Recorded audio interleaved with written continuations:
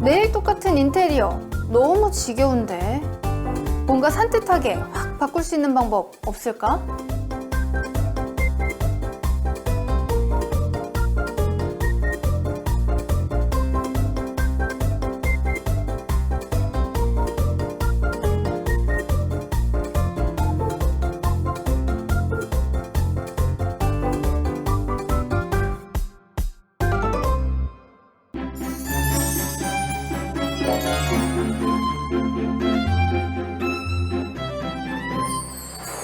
육아, 가사, 직장으로 인해 지친 나를 위해서 마음을 안정시켜주고 스트레스를 풀어주는 힐링 공간 만들어 보시는 건 어떨까요?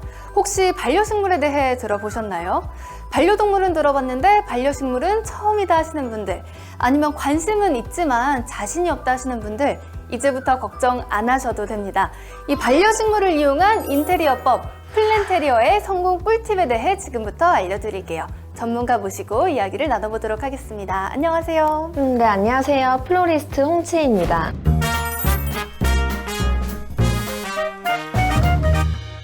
네, 저희가 플랜테리어에 대해서 궁금해서 왔습니다. 일단 첫 번째 성공 꿀팁 뭐가 있을까요? 가장 먼저 중요한 것은 본인에게 맞고 그 다음에 공간에 맞는 식물을 선택해 주는 것입니다. 그래서 실내 같은 경우에는 실외보다는 햇볕의 양이 적고 그다음에 통풍이 조금 잘 되지 않습니다. 그렇기 때문에 생명력이 강하고 좀 손이 덜 많이 가는 그런 관엽식물 위주로 키워주는 것이 좋습니다.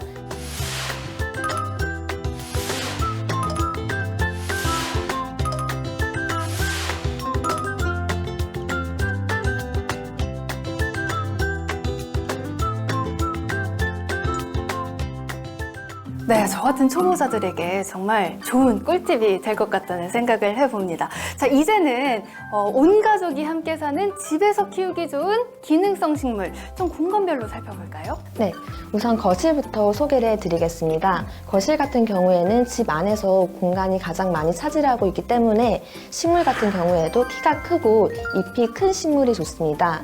대표적으로 아레카야자, 그 다음에 알로카시아를 들 수 있는데요. 아레카야자 같은 경우에는 나사가 선정한 공기정화 식물 1위라고 합니다. 그리고 잎의 생김새를 보면 굉장히 이국적이고 시원한 분위기를 낼 수가 있습니다. 그리고 제가 여기서 인테리어 팁을 하나 알려드리자면요. 네. 가구나 혹은 뭐 TV, 그 다음에 에어컨의 그런 위치를 보셔가지고 배치를 하셨을 때 높낮이가 많이 들쭉날쭉하지 않게 고르게 배치를 해주시는 것이 좋습니다. 이 높이를 좀 중요하게 생각하는 게 좋겠군요. 네, 맞습니다. 그렇다면 이 주방에서 키우기 좋은 기능성 식물은 뭐가 있을까요?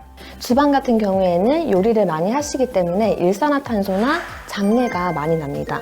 그래서 그런 잡내를 제거해 줄 수 있는 허브나 혹은 류마 같은 식물이 좋습니다.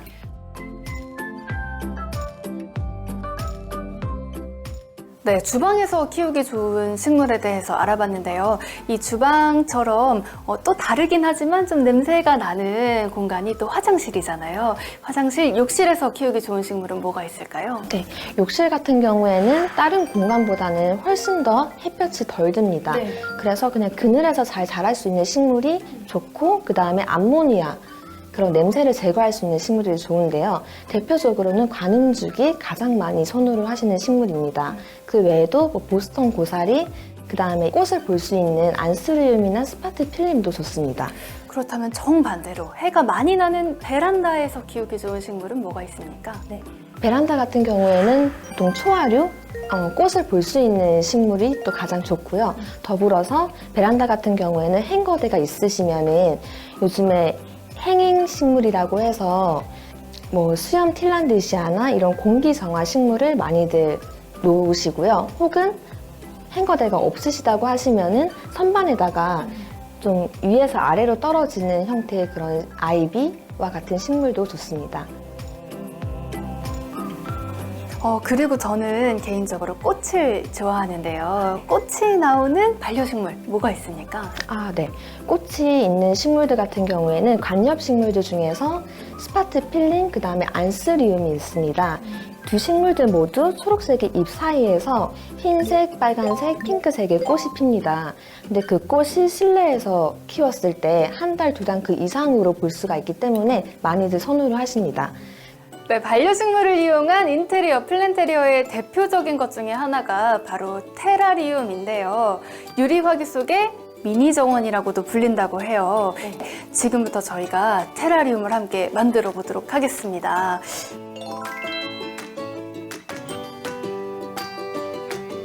네, 우선 식물들의 배수층을 만들기 위해서 마사토가 필요합니다. 두 번째로는 배양토, 흙을 넣어줄 겁니다.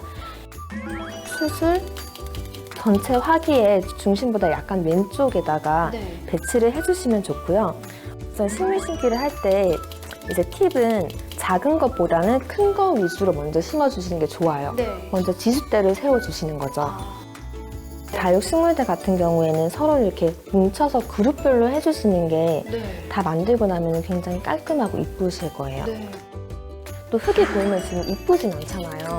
그래서 한번 마감을 해주는 게 필요합니다. 코팅이라고 하죠. 그래서 보통 생모래를 많이 활용을 하시는데요. 큰 사이즈의 자갈을 활용을 해서 좀 높낮이를 주고 식물들이 쓰러지지 않게끔 고정을 시켜줄 거예요. 네, 여기가 다 완성한 모습이고 앞쪽이랑 뒤쪽도 그러네요. 굉장히 네. 예뻐요. 네, 저희는 앞에서만 보고 있었는데 뒤에서 본 모습도 엄청 예쁘네요. 그래서 테라리움 이렇게 마무리를 지어주시면 될 것 같습니다.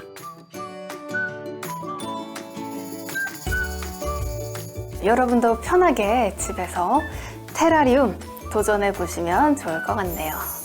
우선 가장 먼저 시각적으로 굉장히 좋을 거고요.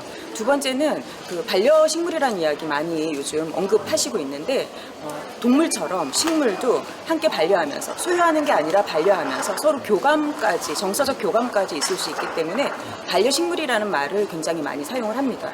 플랜테리어의 식물이 적극적으로 활용이 됨으로 인해서 식물과 그렇게 교감할 수 있는 정서적인 부분이 있을 거고요.